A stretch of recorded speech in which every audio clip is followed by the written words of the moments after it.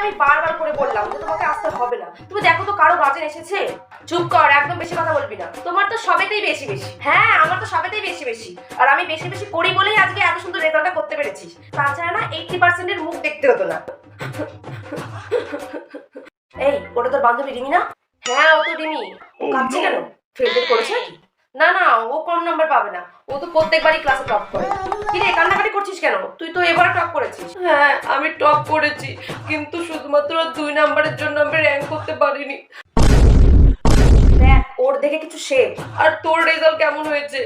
আমি 80%। দেখ, আমি তোকে বললাম না তুই ফেল করবি না।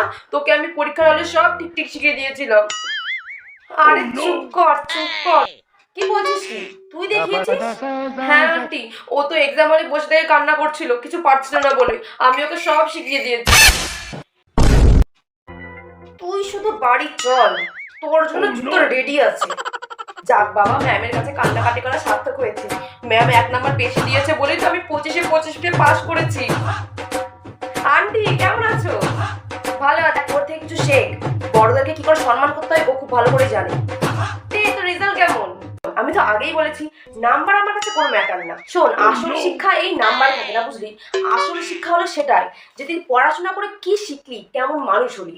এই নাম্বার তো শুধুমাত্র সংখ্যা। দেখেছিস ওর কত জ্ঞান? নিশ্চয়ই ভালো নাম্বার পেয়েছে।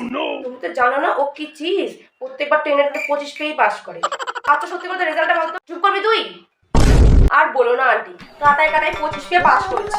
আমি তো আগেই বলেছি, আমি নাম্বার পাওয়ার জন্য করি না, আমি বোঝার জন্য করি, যাতে বড় হয়ে মানুষ হতে পারি। এবার বলো ওর থেকে একটু শেখ।